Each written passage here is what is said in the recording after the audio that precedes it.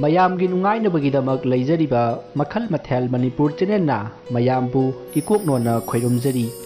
ꯉꯁꯤꯁꯨ ꯃꯌꯥꯝꯒꯤ ꯅꯨꯡꯉꯥꯏꯅꯕꯒꯤꯗꯃꯛ Manipuri horror story ꯑꯃꯃꯨꯛ ꯄꯨꯗꯨꯅ ꯂꯥꯛꯆꯔꯤ ꯍꯣꯔꯔ ꯁ꯭ꯇꯣꯔꯤ ꯑꯁꯤꯒꯤ ꯃꯃꯤꯡ ꯂꯝꯇꯥꯒꯤ ꯌꯥꯎꯁꯪ ꯋꯥꯔꯤ ꯑꯁꯤꯅ ꯍꯤꯡꯂꯤꯕ ꯑꯃꯗꯤ ꯁꯤꯈ꯭ꯔꯕ ꯀꯅꯥꯒꯨꯝꯕꯤ ꯑꯃꯠꯇꯒ ꯃꯔꯤ ꯂꯩꯅꯖꯗꯤ ꯑꯏꯕꯅ ꯋꯥꯈꯜ ꯁꯥꯒꯠꯆꯔꯒ ꯇꯥꯕꯤꯔꯤꯕꯁꯤꯡꯒꯤ ꯉꯥꯏꯍꯥꯛ ꯄꯣꯊꯥꯅꯕꯒꯤꯗꯃꯛꯇ ꯁꯦꯝꯖꯕ ꯋꯥꯔꯤꯅꯤ ꯍꯧꯖꯤꯛ ꯃꯌꯥꯝꯗ ꯈꯨꯗꯣꯜ ꯇꯝꯖꯔꯤ ꯃꯅꯤꯄꯨꯔꯤ ꯍꯣꯔꯔ ꯁ꯭ꯇꯣꯔꯤ ꯂꯝꯇꯥꯒꯤ ꯌꯥꯎꯁꯪ ꯃꯇꯝꯗꯣ ꯂꯝꯇꯥ ꯊꯥꯒꯤ ꯌꯥꯎꯁꯪ ꯃꯇꯝꯅꯤ ꯂꯩꯀꯥꯏꯒꯤ ꯑꯣꯏꯅ ꯊꯥꯕꯜ ꯀꯟꯅ ꯆꯣꯡꯈꯠꯂꯛꯄ ꯃꯇꯝꯅꯤ ꯊꯣꯃꯁ ꯑꯕꯤ ꯄꯣꯏꯔꯩ ꯃꯈꯣꯏ ꯑꯍꯨꯝꯁꯨ ꯊꯥꯕꯜ ꯆꯠꯁꯤ ꯍꯥꯏꯅꯗꯨꯅ ꯑꯌꯨꯛꯇꯒꯤ ꯍꯥꯏꯅꯗꯨꯅ ꯂꯩꯔꯤꯕꯅꯤ ꯅꯨꯃꯤꯠ ꯑꯗꯨꯒꯤ ꯅꯨꯃꯤꯗꯥꯡꯗ ꯃꯈꯣꯏ ꯑꯍꯨꯝ ꯊꯥꯕꯜ ꯆꯣꯡꯕ ꯆꯠꯅꯕꯒꯤ ꯁꯦꯝ ꯁꯥꯕ ꯂꯣꯏꯅꯔꯗꯨꯅ ꯃꯈꯣꯏ ꯊꯥꯕꯜ ꯆꯣꯡꯕ ꯆꯠꯈꯤ ꯃꯈꯣꯏꯅ ꯆꯠꯂꯤꯕ ꯑꯁꯤ ꯃꯈꯣꯏꯒꯤ ꯂꯩꯀꯥꯏꯗꯒꯤ ꯊꯣꯏꯗꯣꯛꯅ ꯊꯥꯞꯇꯦ ꯃꯈꯣꯏꯅ ꯊꯥꯕꯜ ꯆꯣꯡꯕ ꯆꯠꯂꯤꯕ ꯂꯝ ꯑꯗꯨ ꯌꯧꯅꯅꯕ ꯆꯠꯄꯗ ꯂꯝꯕꯤ ꯃꯄꯥꯜ ꯑꯃꯗ ꯂꯩꯕ ꯁ꯭ꯀꯨꯜ ꯑꯃꯒꯤ ꯃꯄꯥ ꯑꯃ ꯂꯥꯟꯒꯗꯧꯔꯤꯕꯅꯤ ꯍꯥꯏꯔꯤꯕ ꯁ꯭ꯀꯨꯜ ꯑꯁꯤ ꯃꯤ ꯀꯅꯥꯁꯨ ꯇꯝꯅꯗ꯭ꯔꯕ ꯁ꯭ꯀꯨꯜꯅꯤ ꯁ꯭ꯀꯨꯜ ꯑꯗꯨ ꯑꯇꯦꯛ ꯑꯀꯥꯏꯁꯨ ꯌꯥꯝꯅ ꯊꯣꯛꯂꯕ ꯐꯤꯕꯝ ꯀꯥꯏꯔꯕ ꯁ꯭ꯀꯨꯜꯅꯤ ꯀꯩꯔꯣꯜ ꯂꯩꯀꯥꯏ ꯑꯗꯨꯗ ꯂꯩꯔꯤꯕ ꯃꯤꯁꯤꯡꯅ ꯁ꯭ꯀꯨꯜ ꯑꯗꯨ ꯂꯥꯏꯐꯝꯅꯤ ꯍꯥꯏꯅꯗꯨꯅ ꯄꯥꯛꯅ ꯆꯪꯒꯗꯕ ꯃꯐꯝꯅꯤ ꯅꯨꯃꯤꯗꯥꯡ ꯍꯦꯛ ꯑꯣꯏꯈꯤꯕꯗ ꯁ꯭ꯀꯨꯜ ꯑꯗꯨꯒꯤ ꯃꯃꯤꯡ ꯐꯥꯎꯕ ꯄꯟꯅꯗꯦ ꯁ꯭ꯀꯨꯜ ꯑꯗꯨꯒꯤ ꯃꯄꯥꯗ ꯑꯃꯝ ꯑꯊꯦꯡꯗ ꯀꯅꯥꯒꯨꯝꯕꯅ ꯍꯦꯛ ꯆꯠꯂꯨꯔꯕꯗꯤ ꯆꯠꯂꯨꯔꯤꯕ ꯃꯤꯁꯤꯡ ꯑꯗꯨ ꯕꯦꯔꯥ ꯑꯗꯨꯝ ꯀꯥꯏ ꯑꯗꯨꯕꯨ ꯍꯥꯏꯔꯤꯕ ꯋꯥꯐꯝ ꯑꯁꯤ ꯊꯣꯃꯁ ꯑꯕꯤ ꯑꯃꯗꯤ ꯄꯣꯏꯔꯩ ꯃꯈꯣꯏ ꯑꯍꯨꯝꯗꯤ ꯈꯪꯗꯦ ꯃꯔꯝ ꯑꯗꯨꯅ ꯁ꯭ꯀꯨꯜ ꯑꯗꯨꯒꯤ ꯃꯃꯥꯡꯗ ꯂꯩꯔꯤꯕ ꯂꯝꯕꯤ ꯑꯗꯨꯗ ꯃꯈꯣꯏ ꯂꯥꯛꯂꯤ ꯃꯈꯣꯏ ꯑꯍꯨꯝꯅ ꯂꯥꯛꯄꯗ ꯂꯝꯕꯤ ꯑꯗꯨꯗ ꯀꯅꯥꯁꯨ ꯊꯦꯡꯅꯗꯦ ꯃꯈꯣꯏ ꯑꯍꯨꯝ ꯈꯛꯇꯃꯛ ꯍꯔꯥꯎ ꯅꯨꯡꯉꯥꯏꯅ ꯂꯥꯛꯏ ꯃꯈꯣꯏꯅ ꯑꯁꯨꯝ ꯂꯥꯛꯄꯗ ꯃꯈꯣꯏꯅ ꯆꯠꯂꯤꯕ ꯂꯝꯕꯤ ꯑꯗꯨꯒꯤ ꯃꯇꯥꯏꯗ ꯁ꯭ꯀꯨꯜ ꯑꯗꯨꯗ ꯄꯣꯏꯔꯩꯅ ꯐꯠ ꯌꯦꯡꯁꯤꯜꯂꯨꯔꯦ ꯃꯇꯝ ꯑꯗꯨꯗ ꯁ꯭ꯀꯨꯜ ꯑꯗꯨꯒꯤ ꯀ꯭ꯂꯥꯁ ꯃꯅꯨꯡꯗ ꯀꯅꯥꯒꯨꯝꯕꯤ ꯑꯃ ꯆꯠꯄ ꯎꯈꯤ ꯃꯗꯨꯗ ꯄꯣꯏꯔꯩꯅ ꯀꯅꯥꯅꯣꯅꯦ ꯍꯥꯏꯗꯨꯅ ꯃꯨꯟꯅ ꯌꯦꯡꯁꯤꯟꯒꯦ ꯇꯧꯕꯗ ꯃꯃꯥꯟꯅꯕ ꯑꯕꯤꯅ ꯋꯥꯔꯤ ꯑꯃ ꯍꯥꯏꯔꯒ ꯄꯣꯏꯔꯩꯗ ꯏꯜꯂꯛꯄꯗꯒꯤ ꯄꯣꯏꯔꯩꯅ ꯑꯕꯤꯗ ꯑꯃꯨꯛ ꯌꯦꯡꯉꯤ ꯑꯗꯨꯒ ꯁ꯭ꯀꯨꯜ ꯑꯗꯨꯗ ꯑꯃꯨꯛ ꯌꯦꯡꯕꯗꯗꯤ ꯉꯁꯥꯏ ꯄꯣꯏꯔꯩꯅ ꯎꯕ ꯅꯨꯄꯤ ꯑꯗꯨ ꯎꯈꯤꯗ꯭ꯔꯦ ꯃꯇꯝ ꯑꯗꯨꯗ ꯄꯣꯏꯔꯩꯅ ꯀꯌా ꯈꯟꯖꯤꯜꯂꯨꯗꯦ ꯃꯃꯥꯟꯅꯕꯁꯤꯡ ꯑꯗꯨꯒ ꯄꯨꯟꯅ ꯊꯥꯕꯜ ꯆꯣꯡꯐꯝꯗ ꯌꯧꯅꯅꯕ ꯑꯗꯨꯃꯛ ꯆꯠꯈꯤ ꯑꯁꯨꯝꯅ ꯃꯈꯣꯏ ꯑꯁꯨꯝ ꯂꯥꯛꯄꯅ ꯍꯧꯖꯤꯛ ꯃꯈꯣꯏ ꯑꯍꯨꯝ ꯑꯗꯨ ꯊꯥꯕꯜ ꯆꯣꯡꯐꯝ ꯌꯧꯔꯛꯂꯦ ꯃꯁꯤꯗꯒꯤ ꯃꯈꯣꯏ ꯑꯍꯨꯝ ꯑꯗꯨ ꯍꯔꯥꯎ ꯊꯥꯕꯜ ꯆꯣꯡꯈꯤ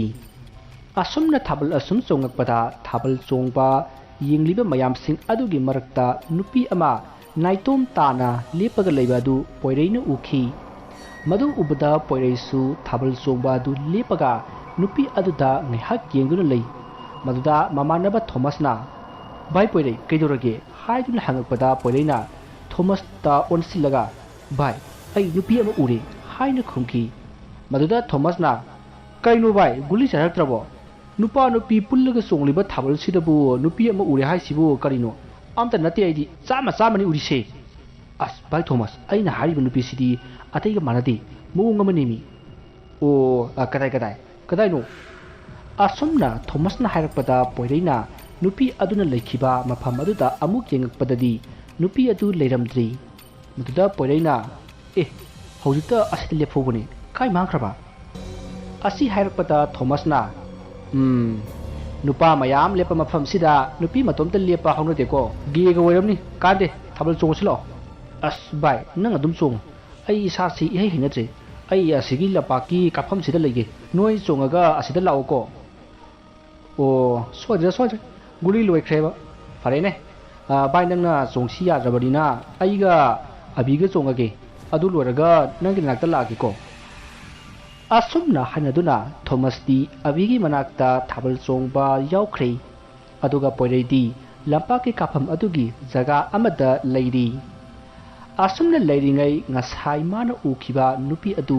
अमुकसु लंपाक अदुगी असुम मताइदा लेप उखि मदुदा पोइरैना करिनुने असिगी नुपी सिबो अई खक्तन उरिसिबो असुमना खल्लगा पोइरैदु नुपी अदुगी मनाक्ता संगलगा वा खरा हंगे खंदुना नुपी अदुगे मनाक्ता संसिंखी अदुबु नुपी अदु अमुकसु मफम खंदना पोइरैगे ममांग मक्तदा मांख्रे मदुदा पोइरैना ए कइनुने तौरिसिबो हाइना खल्लगा महाकना लेपगा लैरिङै मागे मतुंग लोमदगी इंग लाउबा खुट अमना ताप लाउना मागे लुखमदा पाइरखी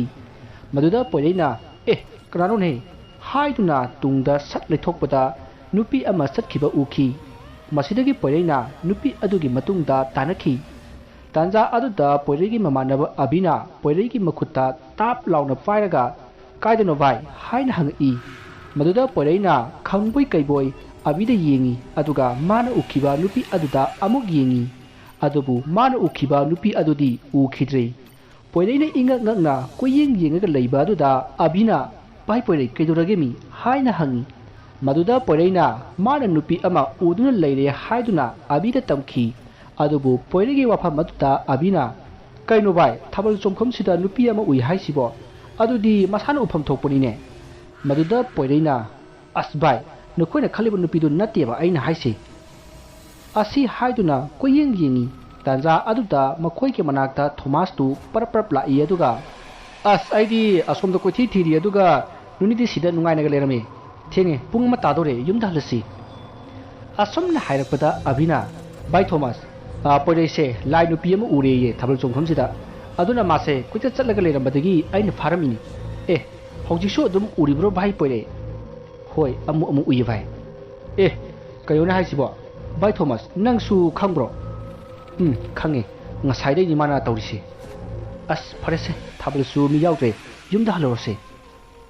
असुमना मखोय अहुमदु वारि सना सना मयुम लोमदा हलक्ले थोमस अमति अबिना नुपी अदु नंगना अतैगा मानदे हारिबदु कमाना तौगे हाइना पोइरेदा हंखी मदुदा पोइरेना नुपी अदु मसम यामना सांगी अदुगा मचिन बालसु मुसिनमुई ममाय अदुसु इसम समना ngौई मचेत मचेतसु खामतेकपदौना तौई हेक उबदा इसादा जिंग लावी मसिगिसु मथक्ता नुपी अदुगी मखोंग अदु उबसु फंगफंगदी अमना अमुक खंजन तौदुना उबसु फंगफंगदी अहान बाइना उबदा हाइपेती उहोकी मागी मखोंगदो मनिंग ममा ओंथोकनबदुना तौई ए बाई पोइरे नंगी सिबु असिंबेरो बस इसासे तु ख्याव ख्याव चोंगिको कोकचौबिगासी फुंफुं काय युमदा यौनबा प्रपप चलसी असमना हाइनादुना मखोय अहुमदु मयुम जौनबा परप्रप चली असमना मखोयना गम गम लापदा लैकायना यामना किनबा लाइफमसु ओरिबा स्कूल अदु यौरक्लै मखोयदी school अदुगी मरमदा करीमता खंगबनती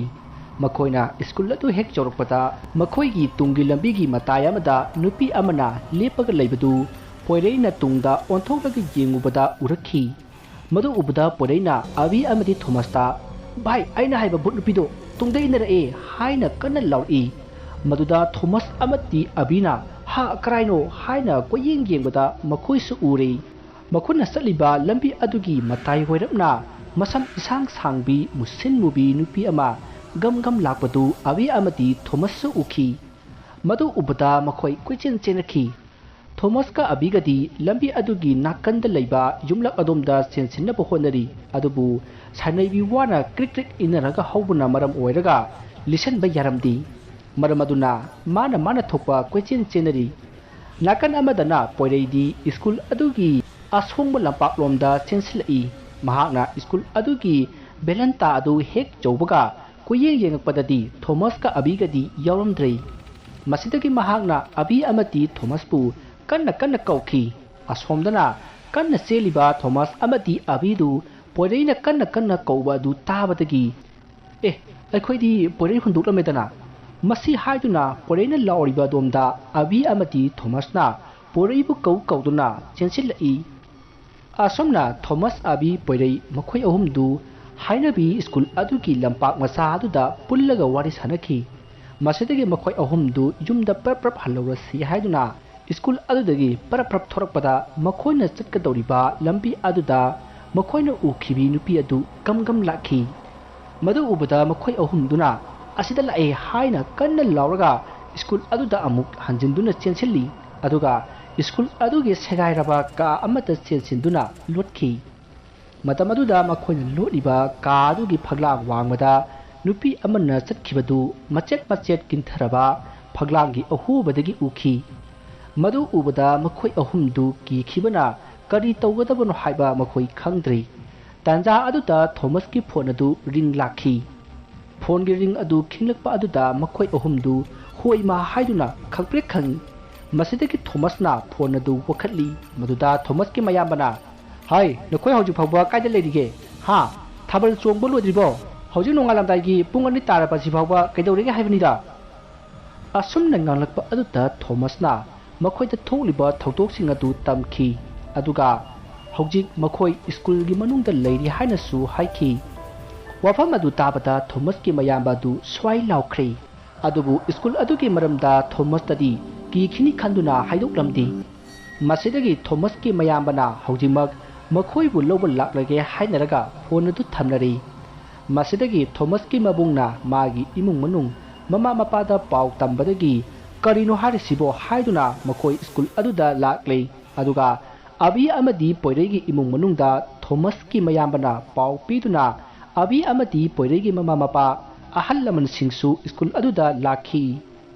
somdana abi Thomas amadi poirei makoi ahumna loliba ka adugi kasin amada karino amuba ama phamlaga leibadona tawki maduda Thomas na mana pariba phone adugi flash adu kaptuna yingrubada makhoina ngasaidagi uriba nupi adu oiramki madu ubada abi amadi Thomas kanna lauraga ka adudagi chenthokhi adubu poireidi ka adugi kasinda phamliba nupi adugi manakta prap changsillaga masu phamduna leikhre somdana Thomas amadi abina school adugi lampak jorokpata poirei yaurumdaba aduda school aduda on sinduna poireibu kanna kauki makhoina asumna kauringai makhoina lutlamba ka aduda poireina kanna laupa kapake khonjal tarakhi maduda abi amadi Thomasna poireibu kauduna ka aduda amuk chensilli matam aduda poireidu ngasai nupi aduna phamhouba kachin aduda mamai adu phalangda onsillaga phamlaga leirami maduda abi amadi Thomasna poirei haiduna tapna kauraga manakta kina tapna asum sangsilli adubu poireidi mamai sulai leithorakte murum sonlaga phaklangda onsillaga phammaga adumak leiri abi amadi Thomas tu poiregi masa paibasu kirami aduga manakta hena naksinbasu kirami maramaduna khara laptakna poirei nang kaidorage namai leithoro haina kanna kauri adumna kaurubada poireidu phamlambadagi tapna haugali aduga kanna lauraga mamai adu abi amadi Thomas ta sat leisallai poiregi mamai adu mawong ama taramdri mamit adusu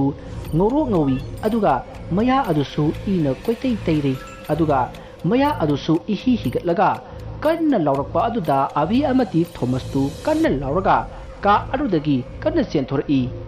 makhoina chenthorokpada makhoigi ahal laman singna makhoibu kauduna thirambadu ukhi madu ubada abi amadi Thomasna